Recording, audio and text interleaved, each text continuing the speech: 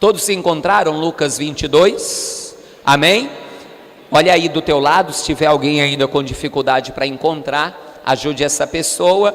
Versículos do número 17 ao 19 nós vamos ler. Lucas capítulo 22, do versículo 17 ao 19. E eu já quero ver se você vai perceber um detalhe aí. Já quero ver se você é bom, se você está atento, atenta. Lembra o que eu falo sempre aqui? A questão são os detalhes. Os detalhes fazem toda a diferença. Veja comigo, Lucas 22, a partir do versículo 17. E tomando o cálice, e havendo dado graças, disse: tomai-o, e repartiu entre todos, porque vos digo que já não beberei do fruto da vide, até que venha o reino de Deus. E tomando o pão, e havendo dado graças, partiu, deu-lhe, dizendo: isto é o meu corpo, que por vós é dado, fazer isto em memória de mim. Você percebeu algo diferente aí? Alguém percebeu algo diferente aí? Percebeu não? Você percebeu que Lucas conta a ordem diferente? Primeiro o cálice, depois o pão? Só que tem outro detalhe, veja o versículo 20. Semelhantemente tomou o cálice depois da ceia, dizendo: esse é o cálice do Novo Testamento no meu sangue, que é derramado por vós. Como assim? Ele tomou um cálice antes, participou da ceia e tomou outro depois? Você já tinha percebido esse detalhe já? Lucas é o único que conta assim, é o único. Todos os outros evangelistas, Mateus, Marcos e João, falam do pão e do cálice depois. Lucas é o único que fala de 2 cálices. E se eu te disser que não são 2? Se eu te disser que não são 2 cálices? Se eu te disser que são 4 cálices? Pastor, 4 cálices? Você vai entender hoje isso. E o cálice principal aqui é justamente o terceiro cálice.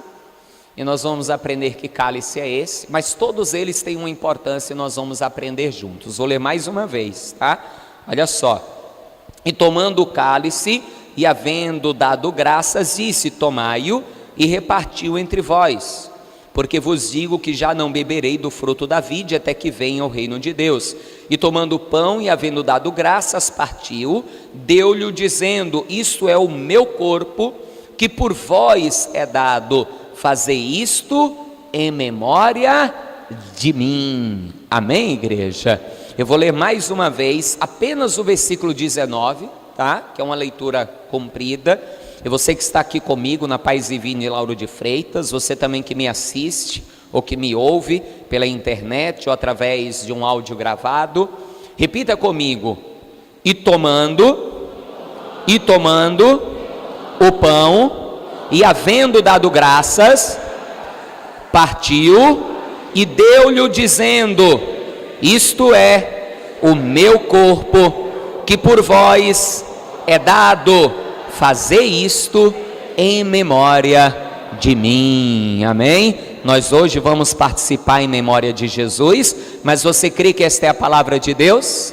Você crê que Deus vai falar contigo através dessa palavra? Amém? Então desocupe as tuas mãos e dê uma linda salva de palmas para o Senhor e para a sua palavra. Aplaude mesmo, para melhorar as tuas palmas. Enquanto você aplaude, diga glória, glória, glória a Deus. Aplauda, glorifique. Você também que me ouve pela rádio, pela internet, você que me assiste através do YouTube, do Facebook, aplauda, glorifique, junte-se a nós aqui na Paz Divina em Lauro de Freitas, Bahia. Senhor meu Deus e meu Pai Todo-Poderoso, é o teu povo que te aplaude, a tua igreja te glorifica, e ninguém veio aqui para ouvir ao homem. Então use a vida do mensageiro, tome os lábios do pregador, envie a tua palavra com poder e autoridade, e que a tua palavra, uma vez mandada, ela vá e prospere para aquilo que será mandada, em nome de Jesus, amém. Diga amém, Senhor. Diga graças a Deus. Poder assentar, pode tomar o teu assento. Vamos entender então, vamos entender aqui que mistério é esse.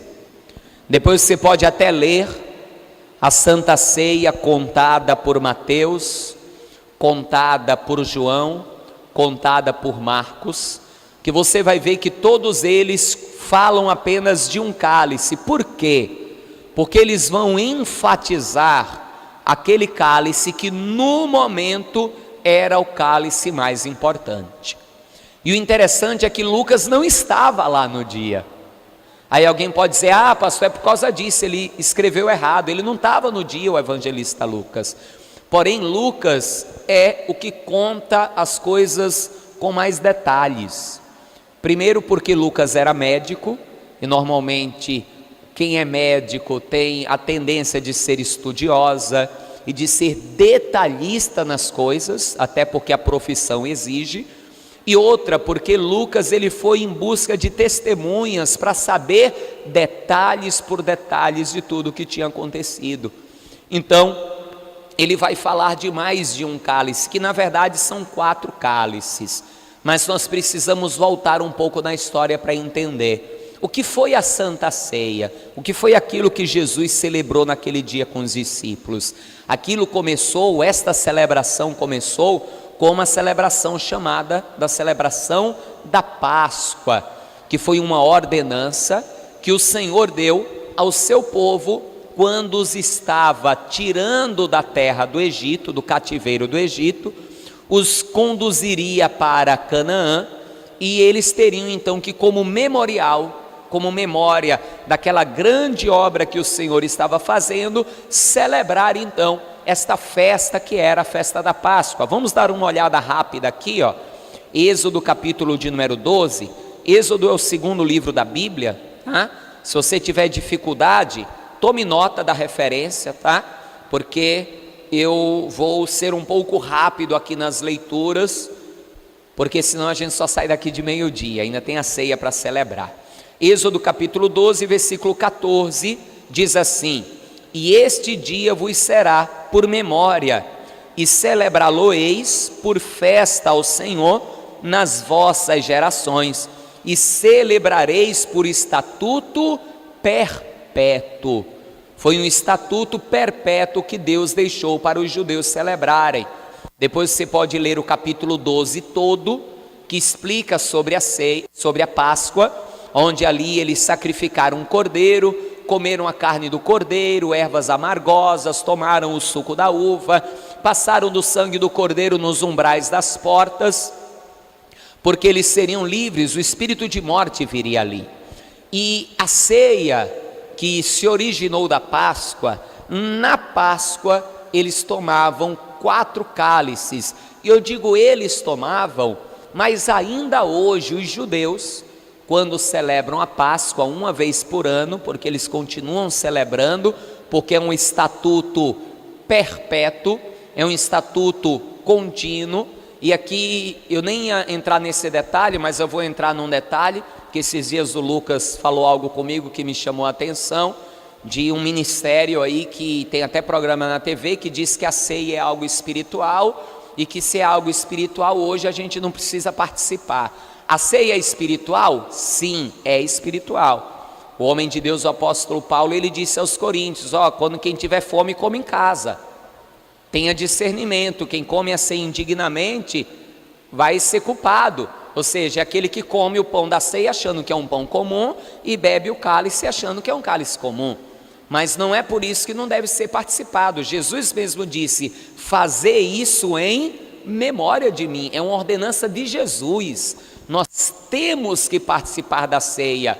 Quando o homem diz que a pessoa não precisa participar da ceia hoje, que é algo espiritual, está colocando em risco a salvação de pessoas. Porque Jesus disse, aquele que não come a minha carne e não bebe o meu sangue, não tem parte comigo. É essencial que você participe da Santa Ceia. Amém, amados? Mas voltando, a Páscoa ainda hoje é celebrada pelos judeus, e eles celebram participando de 4 cálices, e para cada um desses cálices eles dão um nome. É o cálice, eu até fiz uma filinha aqui, o cálice da santificação, o cálice do livramento, o cálice da salvação e o cálice da herança. São 4 cálices, cada cálice tem um nome, porque cada cálice diz respeito a uma promessa de Deus para a vida deles. Cálice da santificação, cálice do livramento, cálice da salvação e cálice da herança.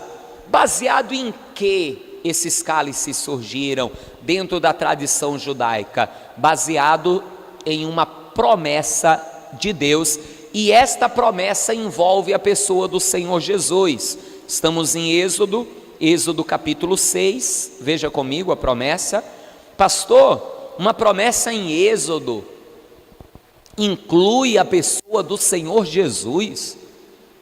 Jesus em Êxodo ainda não é comentado, ainda não é falado, mas veja que você vai perceber na hora que eu ler que essa promessa envolve Jesus. Êxodo, capítulo de número 6, versículos de número 6 e 7. Eu vou ler do 6 ao 8, veja só, diz assim: portanto, dize aos filhos de Israel, Deus está fazendo uma promessa para o seu povo: eu sou o Senhor, que vos tirarei de debaixo das cargas dos egípcios, vos livrarei da servidão e vos resgatarei, olha o detalhe, com braços o quê? Estendidos e com grandes juízos. Quem foi que nos resgatou com braços estendidos? Jesus Cristo. Versículo 7: e vos tomarei por meu povo, e sabereis que eu sou o Senhor, vosso Deus, que vos tiro de debaixo da carga dos egípcios, e vos levarei à terra acerca da qual levantei a mão, que a daria a Abraão, a Isaque e a Jacó, e vô-la darei por herança, eu o Senhor.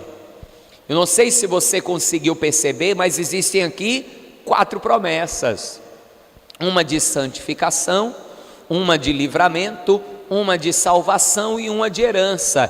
Por isso os 4 cálices: o cálice justamente da santificação, o cálice do livramento, o cálice da salvação e o cálice da herança.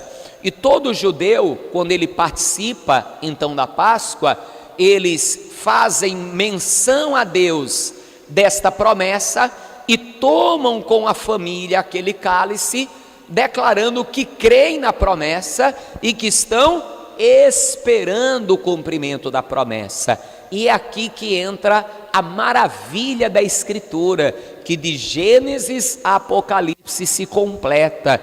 E por que de Gênesis a Apocalipse a Escritura se completa? Porque de Gênesis a Apocalipse a Escritura fala de uma só pessoa, de Jesus Cristo, aquele que é a palavra, aquele que é o verbo, aquele que vive eternamente, aquele que é o Senhor e o Salvador das nossas vidas. Amém? A Escritura é cristocêntrica, fala o tempo todo de Jesus. Entenda aqui mais um mistério que eu já quero desvendar contigo antes de vermos cada cálice. São 2 cálices antes do partir do pão e 2 cálices depois do partir do pão. Por isso que Lucas mostra que tem cálices antes do partir do pão e cálice depois do partir do pão. Porque o judeu ele toma 2 cálices, parte o pão, celebra e depois mais 2 cálices. Biblicamente, o que é o partir do pão, igreja? Jesus disse: este é o meu corpo que é partido por vós. Então, biblicamente, o partir do pão é a morte do Senhor Jesus Cristo na cruz, é o partir do seu corpo. Se são 2 cálices antes e 2 cálices depois, então Jesus conquistou 2 destas promessas antes da sua morte e 2 através da sua morte. E é isso que nós vamos ver na Escritura, que é desse jeito. As 4 promessas feitas aqui por Deus, elas se cumprem em Jesus Cristo. Duas dessas promessas ele começou a alcançar para o povo ainda antes da sua morte, e hoje está à disposição de todos aqueles que queiram. E as outras duas promessas ele conquistou após a sua morte, através da sua morte, e também continuam hoje à disposição de todos aqueles que queiram. Primeira promessa que Deus diz aqui é: e vos tirarei de debaixo das cargas dos egípcios. O primeiro cálice, o cálice da santificação. Entenda, Deus vai falar duas vezes aqui de servidão. Ele diz: vos tirarei de debaixo das cargas dos egípcios e vos livrarei da servidão. Então você veja que são duas coisas diferentes. Que cargas são essas? Que fardos são esses? Essas cargas, esses fardos, Deus não está falando de algo físico. Ele fala de algo físico quando ele diz que livrará o povo da servidão. Deus está falando de fardos, de cargas espirituais. Vos tirarei de debaixo do jugo de Faraó. O povo de Deus, quando ouviu esta promessa, eles já estavam há 400 anos no Egito, e eles já estavam ali misturados com o povo egípcio, e o povo egípcio, um povo que vivia debaixo do jugo e do fardo dos seus deuses, o deus Ra e tantos outros deuses que o Egito tem, e viviam debaixo de maldição por causa destas cargas e de maldição por causa desse jugo e desse fardo. E o que Deus está dizendo é que fará santificação neles. O que é ser santificado? Ser santificado é ser separado. Deus faria separação ali do seu povo.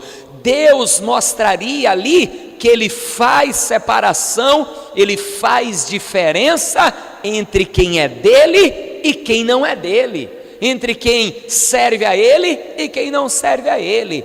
E Ele fez isso ou não fez no Egito? Fez. Quando Ele mandou as pragas atingiam todo o Egito, mas não atingiam a terra de Gósen, aonde o seu povo estava. Deus fez a diferença. Só que quando Jesus veio à terra, a situação não era diferente, só mudava o opressor. Aqui o opressor era o Egito, quando Jesus veio, quem era o opressor? Roma. E Israel estava debaixo do jugo e debaixo da opressão de Roma, mais uma vez. E todo o povo estava debaixo da maldição que existia. Por quê? Porque estavam no Egito. Foram quantos anos, igreja? 400 anos, certo? Quando Jesus veio, você sabe há quantos anos o povo estava afastado de Deus? 400 anos, mesma coisa. Sabe qual é a diferença de tempo de Malaquias para Mateus? Malaquias, o último livro do Antigo Testamento. Mateus, o primeiro do Novo Testamento. Sabe quanto tempo tem? 400 anos. A história se repete. O povo mais uma vez debaixo do jugo espiritual de uma nação ímpia. Roma em Israel, buscando os seus próprios ídolos, adorando as imagens, e o povo de Israel debaixo daquele jugo, debaixo daquela opressão. O próprio homem de Deus, o apóstolo Paulo, ele vai falar sobre isso. Veja comigo, segunda carta de Paulo aos Coríntios, capítulo de número 6, ele vai falar sobre esse jugo, que não é apenas um jugo físico, mas é também um jugo espiritual. Segunda carta de Paulo aos Coríntios, capítulo de número 2, capítulo 6, perdão, e o versículo de número 14. Segunda carta de Paulo aos Coríntios, capítulo 6, versículo 14. Anote a referência, eu já vou ler para você aqui, olha só. Não vos prendais a um jugo desigual com os infiéis. Era assim que o povo de Deus estava, misturado com os infiéis, nas mesmas práticas, fazendo as mesmas coisas, como se fossem como eles. Aí ele continua: porque que sociedade tem a justiça com a injustiça? E a comunhão, que comunhão tem a luz com as trevas? Ou que concordância há entre Cristo e Belial? Ou que parte tem o fiel com o infiel? Ou que consenso tem o templo de Deus com os ídolos? Porque vós sois templo do Deus vivente, como Deus disse: neles habitarei e entre eles andarei, e eu serei o seu Deus e eles serão o meu povo. O que é que Paulo está repetindo aqui? Parte daquela promessa que Deus fez lá em Êxodo: eu serei o seu Deus, eles serão o meu povo. Eu os chamarei para mim mesmo, os levarei para mim mesmo, e eles serão o meu povo. Veja, é uma quebra de um jugo. Entenda, meu querido, minha querida, se você é templo de Deus, você não pode ser templo de mais nenhum ídolo. Se você quer abrir a tua vida para Deus, não existe na tua vida lugar para Deus e para Expedito, para Deus e para Maria, para Deus e para o Exu, para Deus e para qualquer outro, porque você estará trazendo sobre a tua vida um jugo desigual, e Deus quer que você seja templo dele. Deus quer que você seja a morada dele. Deus quer te santificar, te separar para ele. E sabe o que é que você consegue com isso? Se você está dando exclusividade para Deus, se santificando para Deus, isso diz que também nenhum jugo do mundo estará sobre a tua vida, nenhum jugo de demônios estarão sobre a tua vida. Todo fardo, todo peso, toda humilhação, todo opróbrio, toda luta que quem é do mundo passa, porque é do mundo, você não vai enfrentar. Deus vai fazer a diferença na tua vida. Por isso que ele disse: vinde a mim, todos vós que estáis cansados e sobrecarregados, porque eu vos aliviarei. Ele quer tirar todo o jugo, te dar alívio, vida de verdade. E ele fez isso ainda vivo, santificou, purificou. Ele mesmo disse aos discípulos, João 15, versículo 3, anota a referência, tá, amados? Eu já vou ler, João 15, 3, vós já estáis limpos pela palavra que vos tenho falado. Cada dia que você vem na igreja, que você ouve a palavra de Deus, Deus vai te purificando, Deus vai te limpando, Ele vai te separando do mundo. Sabe por quê? Porque lá na frente tem outro cálice que Ele quer que você tenha direito. Você está entendendo? Por que que o primeiro cálice é a santificação? Porque eu preciso do primeiro para viver os outros. Eu preciso primeiro ser santificado por Deus, aí eu vou começar a viver os outros. Qual é o segundo cálice que a gente viu? Livramento, o cálice do livramento. Deus disse: vos livrarei do jugo, do fardo, da opressão dos egípcios. Deus vai fazer esta promessa. E aqui nós estamos falando, amados, de livramento mesmo. Estamos falando de questões físicas e não espirituais aqui. Por que que o povo era escravo? Porque ele disse aqui: e vos livrarei, ele diz, da sua servidão, e vos resgatarei com braço estendido. Por que que o povo tinha se tornado escravo? Por causa da fome, por causa da miséria. Vieram os anos de fome sobre a terra, e o povo teve que se vender por pão. Literalmente foi isso que aconteceu. Eles começaram comprando pão com dinheiro, acabou o dinheiro. Eles começaram a trocar o pão por animais, acabou os animais. Começaram então a trocar o pão por terras, acabou as terras. Eles não tinham mais nada para trocar por comida, então tiveram que se vender, se tornarem escravos para poder comer. E hoje em dia nós vemos muitas pessoas nessa situação, se vendendo por pão. Se veem muitas vezes fazendo coisas que não gostariam de fazer, que não queriam fazer, por pão, pelas necessidades e pelas lutas da vida, porque se tornaram prisioneiras da situação na qual estão vivendo, prisioneiras, debaixo de um jugo, debaixo de uma opressão, debaixo de uma luta, debaixo de uma dificuldade e muitas vezes prisioneiras dessa situação não sabem o que fazer. E agora, o que é que eu faço? Jesus veio para nos livrar disso, e ainda em vida Ele prometeu isso, e essa promessa ela vale até hoje. Por que a santificação tem que vir primeiro? Deus sabia ou não sabia todas as necessidades que o seu povo tinha no Egito? Sim ou não, igreja? Sabia ou não sabia? Sabia. Jesus sabia ou não sabia? E Deus sabia ou não sabia tudo que o povo precisava naquela época que ele veio à terra? Sim ou não? Lógico. Toda vez que ele se reunia, que a hora se adiantava um pouco, ele multiplicava pão, ele alimentava o povo, ele conhecia as necessidades do povo. Deus sabe ou não sabe as necessidades que o povo tem hoje? Sim ou não? Sim.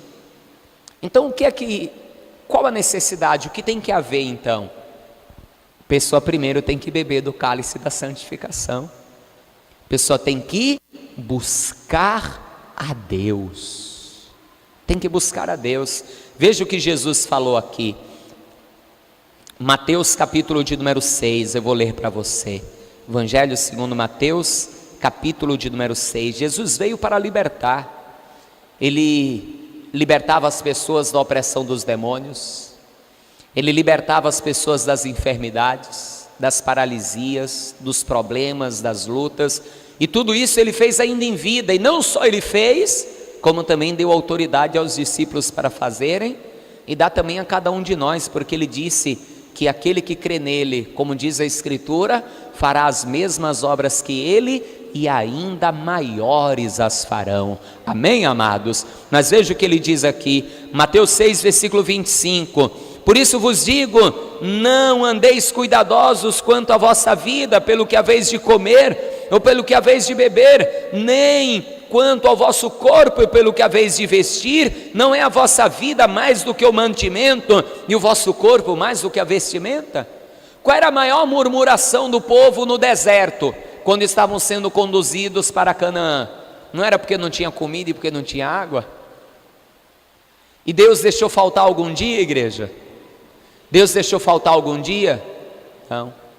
Ele vai deixar faltar hoje? Não. Agora a pessoa tem que ter foco. Se a pessoa pensa só na comida, na vestimenta, na bebida, não vem. Tem que ter foco.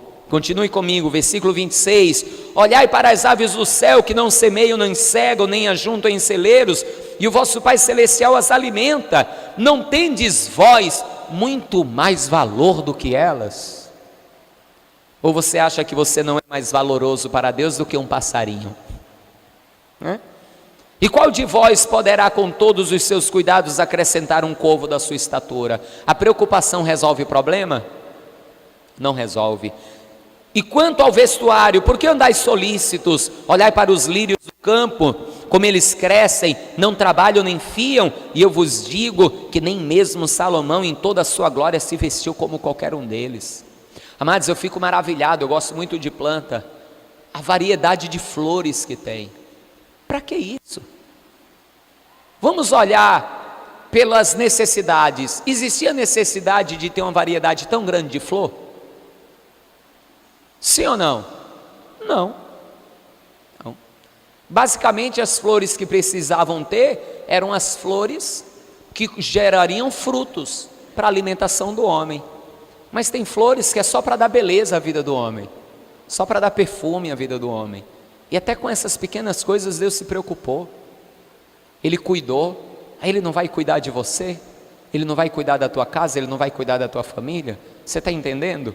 Versículo 30: pois se Deus assim veste a erva do campo, que hoje existe e amanhã é lançada no forno, não vos vestirá muito mais a vós, homens de pequena fé? Não andeis, pois, inquietos, dizendo: que comeremos, ou que beberemos, ou com que nos vestiremos? Porque todas estas coisas os gentios procuram, os infiéis, os incrédulos. De certo, o vosso Pai Celestial bem sabe que necessitais de todas essas coisas. Mas buscai primeiro o reino de Deus e a sua justiça, e todas estas coisas vos serão acrescentadas. Amém, amados? Ele vai acrescentar tudo, tudo. Não vos inquieteis, pois, pelo dia de amanhã, porque a cada dia cuidará de si mesmo. Basta a cada dia o seu mal. Eu já tenho a luta de hoje, eu vou me preocupar com a de amanhã? Não, a cada dia é o seu dia. Deus cuidará de tudo. Isso aqui, os 2 primeiros cálices, foi Jesus ainda vivo que ele conquistou. E ainda hoje é promessa para mim e para você, é bênção para mim e para você. Amém, amados? Terceiro cálice, o cálice da salvação. E essa salvação foi com braços estendidos. O que era que os hebreus precisavam ser salvos? Ah, pastor, eles precisavam ser salvos dos egípcios. Será que era só disso que eles precisavam ser salvos? Essa promessa já estava no cálice do livramento. Sabe qual era outra coisa que os egípcios precisavam ser salvos? Eles precisavam, os hebreus, judeus precisavam ser salvos. Eles precisavam ser salvos dos seus próprios pecados. Porque eles não estavam apenas condenados à escravidão e à morte física, mas sem buscar a Deus e distante de Deus, eles estavam condenados à morte eterna e à perca das suas almas. Esta é a verdade. E eles precisavam ser salvos disso. Veja o que a palavra de Deus diz aqui em Atos dos Apóstolos, capítulo 5, versículo de número 31. Eu vou ler aqui para você, Atos 5, versículo de número 31. Ah, pastor, o senhor está indo muito rápido.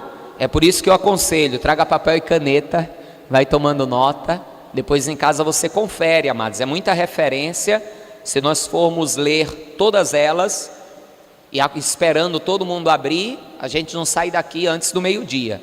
Atos 5, versículo 31. Deus com a sua destra o elevou a príncipe e salvador, para dar a Israel o arrependimento e a remissão dos pecados. Jesus veio para nos salvar da morte, para nos salvar do jugo, nos santificar, nos livrar-nos da vida abundante, mas Ele veio para nos salvar dos nossos pecados, para nos salvar porque existia sobre as nossas vidas uma condenação. E qual era a condenação? A alma que pecar, essa morrerá. Ah, pastor, mas todo mundo vai morrer. Mas aqui não é morte física, está falando de morte eterna. E lá em Êxodo capítulo 6 diz que aquilo seria feito como? De braços estendidos. Mateus capítulo de número 26.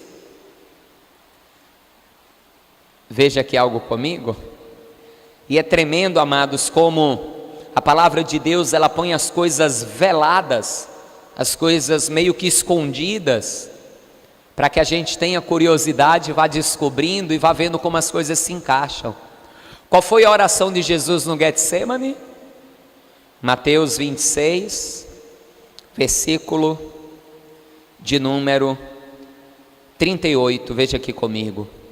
Então lhes disse: a minha alma está cheia de tristeza até a morte, ficai aqui e vigiai comigo. Indo um pouco adiante, prostrou-se sobre o seu rosto, orando e dizendo: meu Pai, se possível for, passa de mim o quê? Passa de mim o quê, igreja? Este cálice. Por que esse cálice?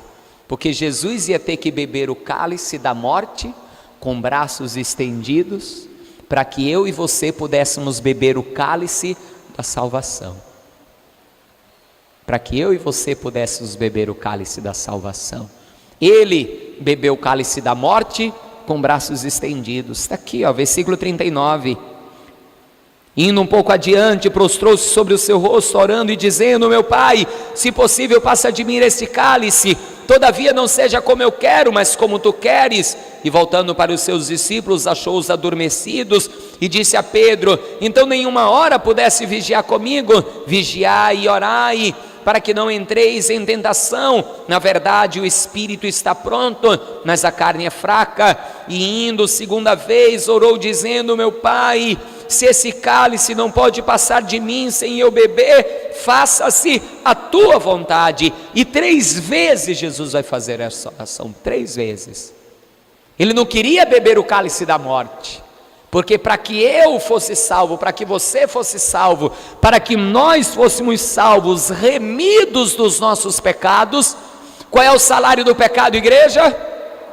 Qual é o salário do pecado, igreja? Então alguém tinha que morrer. Alguém tinha que morrer. Só que a vontade de Deus não era que eu morresse ou que você morresse. Deus queria que eu e você tivéssemos vida.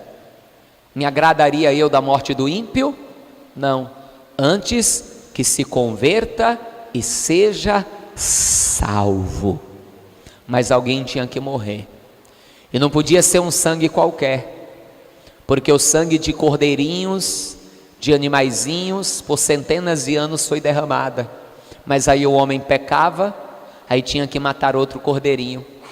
Aí o homem pecava de novo, aí tinha que matar outro cordeirinho, e aí por diante. Tinha que ser um sacrifício eterno. A palavra de Deus diz que Jesus, como um cordeiro, se entregou em sacrifício eterno para o Pai. Sempre que uma alma peca, e Deus olha para o pecador para desferir o salário, a sentença de morte, Ele vê que tem um sangue que se derrama eternamente pelo pecador, que é o sangue de Jesus Cristo, porque Ele morreu por nós naquela cruz. Ali Ele bradou: Deus meu, por que me desamparaste? Naquela cruz, chorou, sofreu por mim e por você, mas ao terceiro dia Ele ressuscitou, e hoje o túmulo está vazio, e lá dentro tem uma placa dizendo: não está aqui, mas ressuscitou, e hoje Ele está à destra do Pai. E a palavra de Deus diz: meus filhinhos, se pecardes, se lembrem que do lado de Deus, à direita de Deus, nós temos um advogado, Jesus Cristo, o justo. Ele morreu para nos salvar da condenação e da morte por causa dos nossos pecados. Amém, amados? E este é o cálice que Lucas cita e que todos os evangelistas citam. E por que eles citam este cálice? Eu podia até parar aqui, porque foi esse cálice que Jesus disse: sempre que beberem, lembrem de mim. O que era que Jesus queria que nós lembrássemos? Do sofrimento dele na cruz. Ou seja, Jesus queria que lembrássemos que foi caro o preço que Ele pagou pelas nossas almas. Por isso que Marcos, Mateus e João não citam os outros, porque foi o terceiro cálice, o cálice logo depois do pão, que Jesus disse: quando vocês beberem esse cálice, façam isso em memória de mim. Lembrem o que eu passei por vocês, lembrem da minha cruz, lembrem da minha morte, mas lembrem também que é pelo meu sangue que vocês são salvos, porque Deus amou o mundo de uma tal maneira que enviou seu Filho unigênito, para que todo aquele que nele crê não pereça, mas tenha vida eterna. Amém, amados? Eu podia até parar aqui, porque esse é o cálice mais importante, é esse. Mas esse não é o último cálice, tem um quarto ainda, que é o cálice da herança, e todo mundo quer herança, é ou não é? É ou não é, amados? Herança é uma coisa boa, é ou não é? Sim ou não? Lógico que é. Mas qual era a herança que o povo hebreu tinha para dar para os seus filhos e para as suas filhas lá no Egito? Qual era a herança que eles tinham? A escravidão, era a única herança. Qual era a herança que o povo judeu tinha para dar para os seus filhos na época que Jesus veio? Nenhuma. Quem governava era Roma, não era o povo. Tanto que ainda hoje os judeus buscam herança para dar para o seu povo. Ainda hoje não conseguiram erguer o templo de novo, para poder adorar a Deus e para poderem viver isso aqui. E por que não vivem? Porque não creem no Cristo, não creem naquele que completou, não creem naquele que cumpriu as promessas. Jesus cumpriu a promessa para todo aquele que crê, mas eles não tomaram posse. O cálice da herança, porque Deus nos deu heranças, heranças aqui nesta terra e uma herança maior ainda no céu. Veja comigo aqui algumas referências, rapidamente. Efésios, capítulo de número 1. Efésios, carta de Paulo aos Efésios, capítulo de número 1, versículo de número 18. Diz assim, veja só: tendo iluminado os olhos do vosso entendimento, para que saibais qual seja a esperança da vossa vocação e quais as riquezas da glória da sua herança. Agora olha o detalhe: nos santos. Quem são os santos? Os que foram santificados, os que tomaram o primeiro cálice. A pessoa vai tomando a santificação, a libertação, é salvo, aí agora passa a ter direito à herança. E essa herança é uma herança aqui na terra, porque nós somos herdeiros de todas as bênçãos que foram lançadas sobre Abraão. Veja comigo, Gálatas, capítulo de número 3, carta aos Gálatas, capítulo de número 3, versículos de número 28 e 29, Gálatas 3, versículos 28 e 29, diz assim: nisto não há judeu, nem grego, não há servo, nem livre, não há macho, nem fêmea, porque todos vós sois um, em quem? Em Cristo Jesus. E se sois de Cristo, então sois descendentes de Abraão e herdeiros conforme a promessa. Se você está em Cristo, você tem direito à herança, bênção da parte do Senhor. Ele disse a Abraão: Abraão, eu te abençoarei, Abraão. É a bênção de Deus sobre a tua vida. Mas sabe qual é a herança que para mim é a mais importante? Eu vou só voltar em Êxodo ali rapidinho para ler uma das heranças que Deus cita aqui, ó, versículo de número 8. E eu vos levarei à terra acerca da qual levantei a minha mão, que daria a Abraão, a Isaque e a Jacó, e vou-la darei por herança, eu o Senhor. Sabe qual é para mim a herança mais importante? Não é a terra que nós vamos possuir aqui, mas é a terra que já nos está preparada lá no céu. Oh, aleluia! E aqui Jesus fez uma promessa também. E veja, o segundo cálice, a salvação, ele alcançou com a sua morte na cruz. E o quarto cálice da herança celestial, ele também alcançou com a sua morte. João capítulo 14, para a gente encerrar, eu quero orar por você. João capítulo 14, a partir do versículo 1. Não se turbe o vosso coração, crede em Deus, crede também em mim. Na casa do meu pai há muitas moradas, se não fosse assim, eu vos teria dito, pois vou preparar-vos o lugar. E se eu for, e ele já foi, amém, igreja, e vos preparar lugar, virei outra vez e vos levarei para mim mesmo, para que aonde eu estiver, estejais vós também. Hoje servimos a Cristo aqui na terra. Hoje Jesus se faz presente aqui no nosso meio, porque eu não tenho dúvida de que Ele está aqui conosco. Hoje Deus habita em nós, mas breve a trombeta soará, breve Ele estará nas nuvens esperando, os anjos virão no arrebatamento, nos levarão, nos encontraremos com Ele nas nuvens e entraremos para a vida eterna, entraremos para a glória eterna, entraremos na Canaã celestial, aleluia! E esta é a nossa maior herança, amém, amados? Heranças nós vamos alcançar aqui na terra. A cura é uma herança, a libertação é uma herança, vida abundante, prosperidade, tudo isso é herança. Mas a maior de todas é que um dia vamos morar no céu com o Senhor, amém? Vamos aplaudir mais ao Senhor. E pode ficar de pé no seu lugar. Fique de pé que eu quero orar por você em nome de Jesus. Fique de pé. Agora, veja que coisa.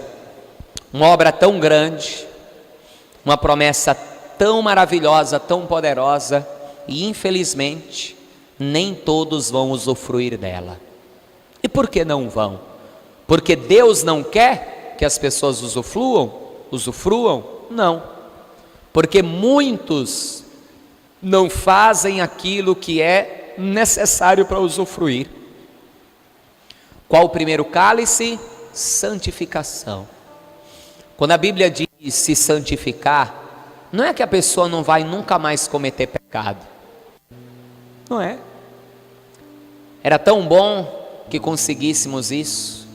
É ou não é, amados? Tão bom que depois que estivéssemos entregado a nossa vida para Jesus, não tivéssemos cometido mais nenhum erro. Seria excelente isso. Mas infelizmente não acontece assim. Nós continuamos falhando. O que acontece é que as falhas são menos frequentes. Pelo menos é para ser assim, né? Menos frequentes. Também são falhas menos graves. Menos graves. São coisas mais simples que erramos, que falhamos, mas continuamos falhando. O que é então se santificar? Se santificar é se separar do mundo, se separar para Deus, dizer: a partir de hoje eu sou de Deus, essas coisas não são mais para mim, a partir de hoje eu pertenço ao Senhor. E nós fazemos isso confessando a Jesus, porque como o pastor Ubiratã Araújo mesmo pregou ontem no batismo, nós deixamos então de ser criaturas e passamos a ser filhos e filhas de Deus. Como está escrito no próprio Evangelho de João, que ele veio para os seus, os judeus, os seus não o receberam, mas a todos quantos o receberem, deu-lhes o poder de se tornarem filhos de Deus. Ou seja, quando eu recebo Jesus, eu passo a ter o poder de me tornar filho de Deus, porque eu vou me tornar filho de Deus quando eu cumpro a justiça descendo as águas do batismo. Mas a partir do momento que eu entrego minha vida a Jesus, confesso a Jesus, eu já recebo a autoridade, o poder de ser feito, de me tornar filho de Deus. Então, se você está aqui esta manhã e ainda não entregou a vida a Jesus, entregue a vida a Jesus hoje. Se você um dia entregou tua vida a Jesus, mas hoje está afastado, está afastada, não faça isso. Deus tem heranças maravilhosas para você, coisas maravilhosas para a tua vida. Eu sei que você se decepcionou. Não sei se foi com um homem, alguém que te decepcionou, ou se você se decepcionou com você mesmo, né? Mas Jesus com certeza não foi que te decepcionou. Com certeza não foi. A palavra de Deus diz: do que se queixará o homem, senão dos seus próprios pecados, né? Muitas vezes nos queixamos, mas muitas vezes estamos colhendo os frutos que nós mesmos plantamos, através de palavras, de obras, de atitudes. Então, se você não entregou a vida a Jesus ainda, entregue hoje. Você está afastado, afastada, se reconcilie hoje. Venha tomar do cálice da santificação, do livramento, da salvação e do cálice da herança, aí mesmo onde você está. Você que ainda não entregou a vida a Jesus e vai entregar hoje, você que está afastado, afastada, e vai se reconciliar hoje com o Senhor, aí mesmo onde você está, erga a mão para o céu assim bem alto. Eu quero fazer uma oração por você nesse instante. Pastor, eu quero me reconciliar, eu quero entregar minha vida a Jesus. Erga a mão direita assim, ó, para o céu bem alto, dê um sinal para o céu. Eu quero, Senhor, quero entregar minha vida a Ti, eu quero me reconciliar contigo. Ergue a tua mão para o céu.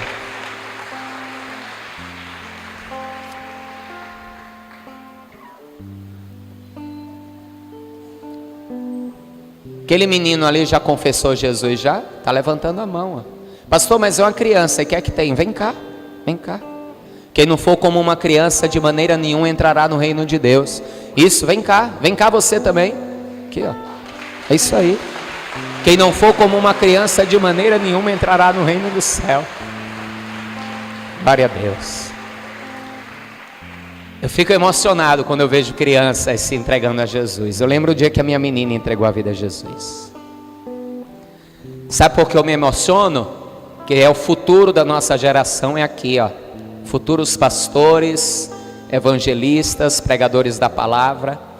Enquanto hoje o mundo tenta seduzir as crianças, quando eu vejo crianças querendo estar na presença de Deus, querendo as coisas do céu, que maravilha, né? Glória a Deus, vem para cá. Glória a Deus. Glória a Deus.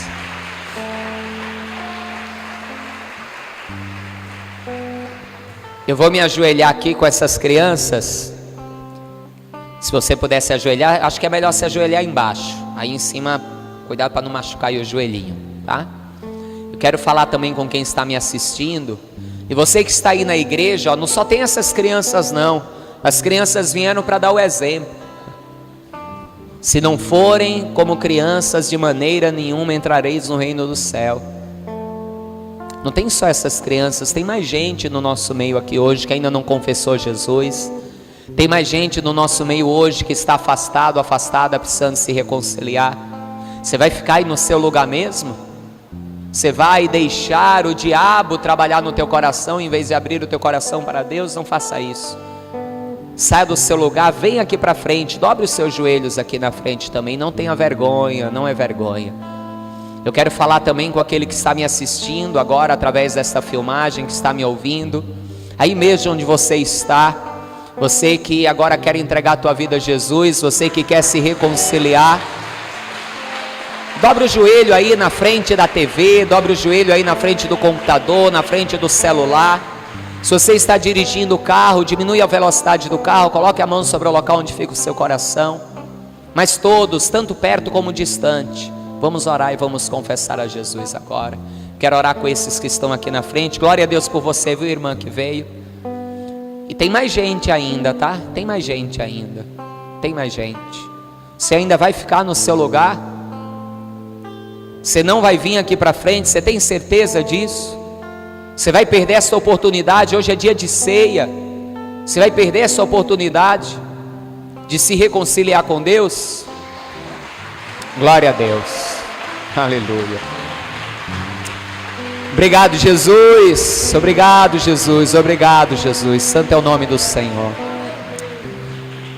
Aleluia. Igreja, os dias são maus, o fim está chegando. Nós não podemos perder as oportunidades que o Senhor nos dá. Hoje é dia de salvação, é manhã de salvação. Manhã de salvação, né? Já quero orar com todos aqueles que estão aqui à frente comigo, também você que está me assistindo à distância. Orem assim comigo: Senhor meu Deus e meu Pai, eu ouvi a Tua palavra e eu creio que o Senhor tem heranças maravilhosas para a minha vida. Por isso hoje eu confesso Jesus Cristo como meu único, suficiente, eterno e exclusivo Salvador. E eu te peço que o Senhor me ajude a ficar firme nesta aliança contigo, sem me desviar nem para a direita nem para a esquerda, para que eu viva aqui nesta terra as tuas bênçãos e naquele grande dia, no vindouro, a vida eterna, em nome de Jesus. Eu vou orar por todos agora. Faça a tua oração pessoal. Senhor meu Deus e meu Pai Todo-Poderoso, eu oro por todos, desde aqueles que estão comigo aqui na igreja, como aqueles que estão à distância. Eu oro por aqueles que confessam a Jesus, por aqueles que se reconciliam, como por aqueles que já têm uma aliança contigo e estão nos seus lugares agora. Eu oro também por aquela alma, Senhor, que era para ter vindo. O Senhor sabe quem é. Pessoa que o Senhor queria hoje renovar com ela a sua aliança, mas o coração foi endurecido e ela não veio. Senhor, dá mais uma oportunidade a esta pessoa. Renove, eu sei que o Senhor tem coisas maravilhosas para fazer através da vida dela, através do testemunho dela. Vidas serão salvas, vidas serão alcançadas. Não deixa, Senhor, o diabo prevalecer. Pai, que a tua vontade prevaleça na vida desta pessoa. Deus, eu também oro como te apresentei a vida de todos que estão aqui comigo, que cada um que confessou o teu Filho hoje como Senhor e Salvador, o seu nome esteja escrito no livro da vida.